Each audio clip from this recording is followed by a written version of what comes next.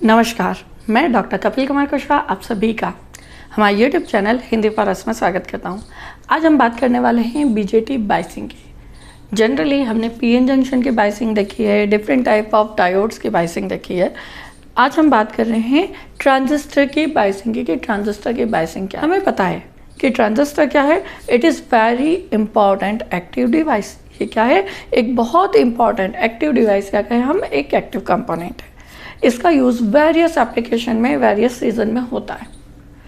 अब ये जो एप्लीकेशन है, इन एप्लीकेशन में ट्रांजिस्टर को यूज़ करने के लिए हमें सबसे पहले ट्रांजिस्टर को ऑन कंडीशन में लाना होता है, एज वेल एज इसे एक स्पेसिफिक रीजन में सेट करना होता है। आप सभी को याद होगा mode of operation of transistor के मोड ऑफ ऑपरेशन चार ऑपरेशन थे। One is saturation, second is cut off, then third is active and fourth is reverse active, जिनमें से मोस्टली तीन हम मैक्सिमम यूज़ करते हैं, that is saturation region, cut off region and active region. यानी हमें ट्रांजिस्टर को इस वे में सेट करना होता है कि ट्रांजिस्टर इनमें से किसी एक रीजन में हो। जनरली हम जब ट्रांजिस्टर को बायस करते हैं तो इस बायसिंग के थ्रू हम ट्रांजिस्टर से फ्लो होने वाले करंट और इससे आउटपुट वोल्टेज इनको फिक्स करते हैं या इनकी वैल्यू को डिफाइन करते हैं।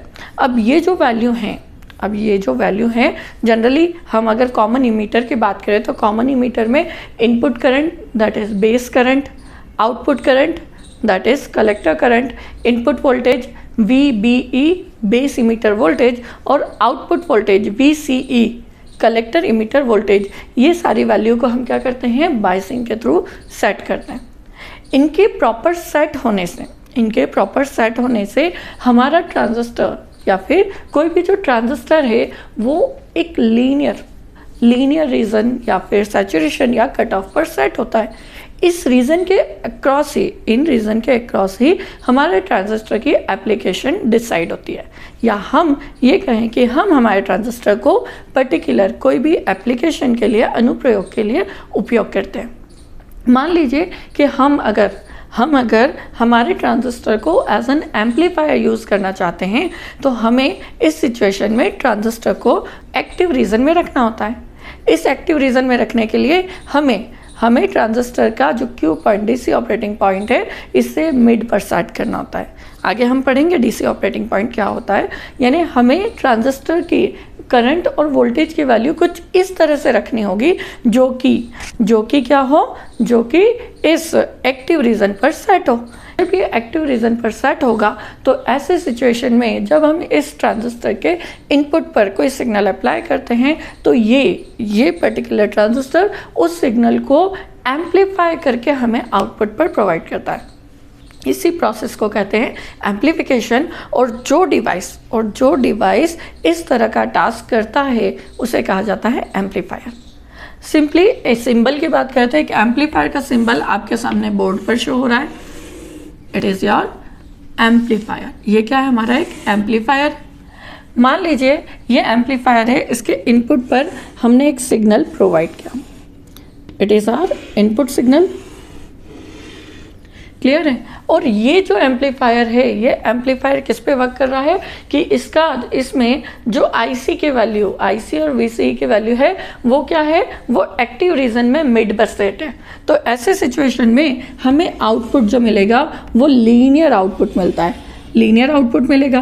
क्योंकि ये क्या है, कॉमन इमीटर है, इसलिए ये हमेशा हमें 180 डिग्री का फेज शिफ्ट प्रोवाइड करता है। और यहाँ पर हमें क्या मिलेगा, सिग्नल एम्पलीफाइड होकर मिलेगा। इसलिए हमने क्या किया, 180 डिग्री का फेज शिफ्ट। इस सिग्नल और इस सिग्नल में डिफरेंस क्या होगा, ये सिग्नल जो है इसका जो एम्पलीट्यूड है वो क्या है, कम है, या इसका जो स्ट्रेंथ है वो कम होती है, जबकि जो आउटपुट सिग्नल है इसकी स्ट्रेंथ क्या है, as compare to input high होगी। सेकेंड कि इन दोनों की सारी प्रॉपर्टीज सेम है, बस चेंज क्या है, इसका phase as well as strength. अगर यही एम्पलीफायर क्या हो कि यहाँ पर आईसी और वीसी की वैल्यू कुछ इस तरह सेट करें कि ये क्या है, हमारा जो आईसी और वीसी किस पर, कट ऑफ पर हो, तो ऐसी सिचुएशन में हमारा जो आउटपुट होगा, ये किसका आउटपुट है, जब हमारा एम्पलीफायर का आईसी और वीसी किस पर सेट है, एक्टिव रीजन पर। ये क्या है, एक्टिव रीजन के केस में आउटपुट है। अगर यही क्या हो, हमारा आउटपुट किसका हो, कट ऑफ का, यानी हमारे IC और VC की वैल्यू कुछ इस तरह हो कि वो कट ऑफ रीजन पर सेट हो, तो हमारा एम्पलीफायर जो है इसका इनपुट हमारा स्मॉल सिग्नल तो होगा, पर इसका जो आउटपुट होगा वो आउटपुट हमें कुछ इस तरह का मिलता है, कुछ हमें इस तरह का आउटपुट मिलेगा।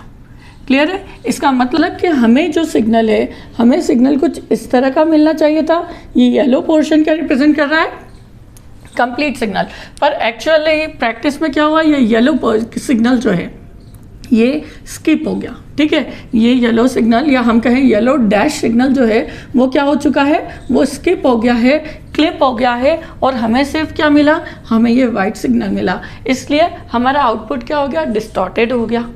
अब अगर हमारा मान लीजिए ये हमारा क्या है, इनपुट, और ये है हमारा output, same as it is our input and it is output.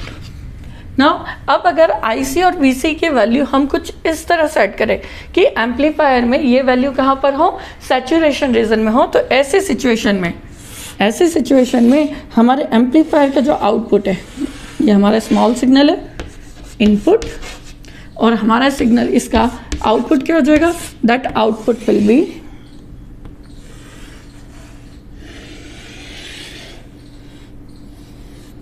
It is something like that. यानी यहाँ पर भी हमारा जो पॉजिटिव हाफ, जो हमारा प्रीवियस केस में क्या होता, पॉजिटिव हाफ क्लिप हो रहा था, यहाँ पर क्या हो जाता है, नेगेटिव हाफ क्लिप हो जाता है। अगेन हमें डिस्टॉर्टेड आउटपुट मिलता है। इसका मतलब जब भी हमें ट्रांजिस्टर को एज एन एम्पलीफायर यूज़ करना है, तो ऐसी सिचुएशन में हमें हमारे एम्पलीफायर या IC और VC की वैल्यू कुछ इस तरह सेट करनी होगी कि वो एक्टिव रीजन के मिड में सेट हो, जिससे कि हमारा ऑपरेशन क्या हो, लीनियर ऑपरेशन हो, या हमारा ट्रांजिस्टर लीनियर बिहेव करे और हमें आउटपुट पर प्रॉपर एम्पलीफाइड वेव मिले। आई होप आप सभी को ये चीज़ क्लियर होगी। सो यहाँ पर ये जो IC और VC की वैल्यू सेट करना या IC और VC की प्रॉपर वैल्यू को आइडेंटिफाई करने के लिए हम यूज़ करते हैं BJT बाइसिंग की। क्लियर है? तो BJT की बाइसिंग करके ही हम IC और VC की वैल्यू को सेट कर पाते हैं, जिससे कि हमें आउटपुट पर प्रॉपर एम्पलीफिकेशन मिल सके। ये तो एक सिंगल एप्लीकेशन है, as well as multiple another application है, जिनके लिए IC और VC की वैल्यू को, या फिर हम कहें आउटपुट करंट और ट्रांजिस्टर के अक्रॉस मिलने वाले आउटपुट वोल्टेज को या वोल्टेज ड्रॉप को हम BJT बाइसिंग के थ्रू ही क्या करते हैं, आइडेंटिफाई करते हैं। सो आई होप आप सभी को ये टॉपिक क्लियर होगा। तो आज की क्लास में इतना ही। Thank you.